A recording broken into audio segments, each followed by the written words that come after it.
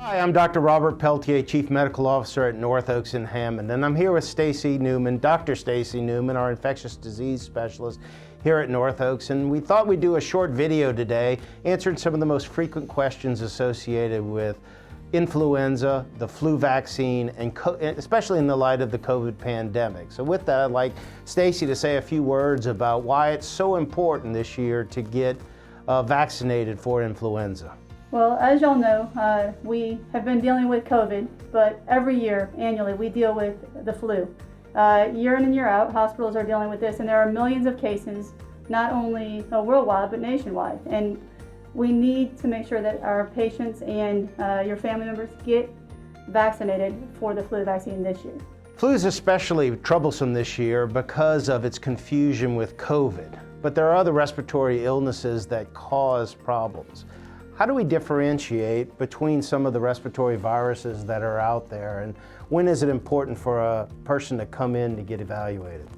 So while we do have other things like the common cold, RSV, we will have COVID as well as flu. The main thing to differentiate between whether you have a virus and an allergy is whether or not you have fever. Fever is defined as 100.5 or greater. And this is when you should definitely be staying home, trying to make sure that you are isolating from other members of the family and other people that you are around regularly. Mainly with rhinovirus, which is known as the common cold, you will experience more likely sneezing, rhinorrhea or runny nose, and some possible sinus congestion and postnasal drip.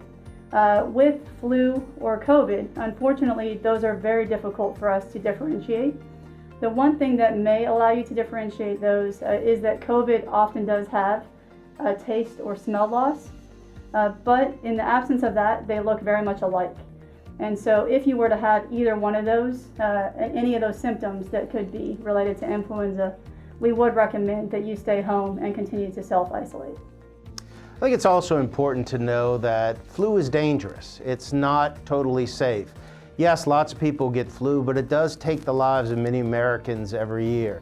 In addition, it takes vital resources, and that's why it's especially important this year with COVID-19 out there to reduce hospital resources and use.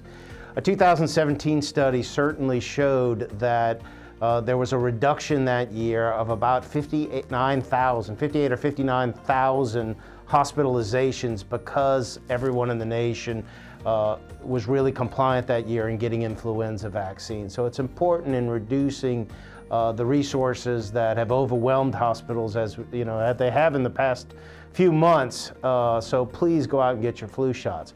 So speaking of the flu shots, tell us a little bit, how do vaccinations work? Why do they protect us from illness? Well, they allow you to build up immunity with an antibody response that is usually not a live vaccine. It's usually something that we basically give the body that helps you generate some immunity to it ahead of time without actually making you sick from the infection. And so while you may experience some side effects and some things like a headache or some muscle aches, that really is your immune system revving up and letting you know that it is actually making those antibodies. And so you may experience that in the few days after receiving a vaccine, but and it commonly is mistaken for maybe the flu, but it really is that immune system really getting to work. And so that is something I like to tell my patients often, so that they don't have that fear that they are going to get the flu from it. Stacy, please tell us a little bit about who should and who should not get the influenza vaccine. So, as we just mentioned, millions of people are affected by the flu every year with numerous hospitalizations. And so, really, anybody that is 6 months of age or older should receive the flu vaccine, especially those that are vulnerable, that have diabetes, have underlying heart problems, immunocompromised, or pregnant. Really should make sure that they get their flu vaccine timely this year. And so we do recommend getting that at this time, but really any time this flu season. Flu season really runs from about October all the way through till about May. Most people think that it is over by about January or after the holidays. It really does run all the way to May. So even if in January you have not received it, it is important to get it. Those that should not receive it really are only those that are less than 6 months of age. as well as those that have a severe life-threatening kind of allergy to either eggs or something within that vaccine. There are some vaccines that are available. We use those here at North Oaks that are preservative-free so that we can allow as many of our patients to get that vaccine. We also have egg allergy-free, basically, vaccine that we can have available for our patients that have those severe allergies. Yeah, I'd like to expand on her point a little bit about those vulnerable populations. There's one thing we've learned in COVID is that the people that tend to die from these diseases are those who have chronic medical conditions, diabetes, hypertension, lung issues. And that's true of influenza as well. So there's a reason that we've stopped visitation to nursing homes and that we've always warned, be careful about visiting those with chronic illnesses. Well, that holds true for influenza too. So maybe at least we have a vaccine for influenza. So getting that vaccine is exceptionally important this year to make sure that, one, we can differentiate because it's less likely that you would have influenza, but two, to protect those vulnerable populations. Even if you're young and healthy, yes, it's unlikely, like COVID, that you will pass away from it, but it is stopping the spread of that disease to somebody who may not do quite so well with it. Dr. Newman, you mentioned earlier that flu peaks in January, February, so why do we give the flu shot in September and October? So we give the flu shot in September, October, ideally in the fall months, mainly for your immunity. You want, as we discussed, you want to make sure you make antibodies to it. And you only start to make those antibodies about 2 weeks after you get the vaccine. So ideally, if you get that flu shot in about September and October, your maximum potential for those antibodies is at about 6 to 8 weeks after receiving it. And so ideally, that will put you into the right time frame to make sure that you have that maximum protection when flu is at its peak. Even if, as I mentioned before, you get that flu shot late, you still want to get it as the flu season does go all the way through May. The other thing that you can do is get something called a high-dose flu vaccine. We do have those here at North Oaks, and so you just need to make sure that you tell your provider about those. Right. You know, it's frequent. We all have friends that say, you know, every year, I don't get the flu shot because the time that I got it, I got terribly sick. Can the flu shot itself cause you to be sick, or was it just coincidence maybe that they got sick from either the flu or another illness? Right. So the flu vaccine itself cannot make you sick.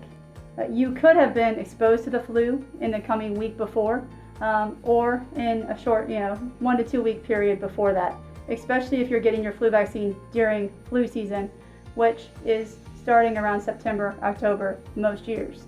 And so you may have been already exposed and therefore you test positive for the flu shortly after receiving the vaccine. Or if you're experiencing sometimes a headache, muscle aches, joint pains, just not feeling a little more fatigued in the few days after receiving the flu vaccine, a lot of the time that is really just your immune system revving up and building up those antibodies to the flu virus. So, I think most people get their flu vaccine every year from their primary care physician, but not everybody has access to primary care physicians. So, where are some of the options for getting the flu vaccine? So you can get your flu vaccine at many different clinics and pharmacies.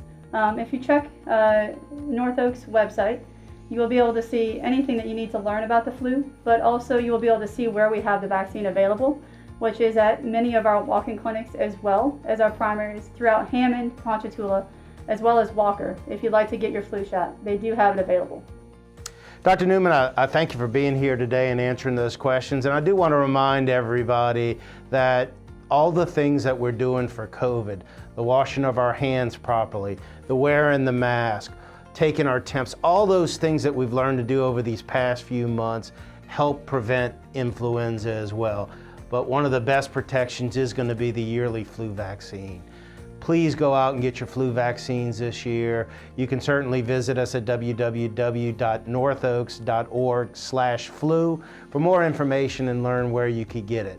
With that, we'd like to thank everybody for participating in this. And if you ever have any questions, please contact North Oaks. We're glad to answer your questions for you. Thank you.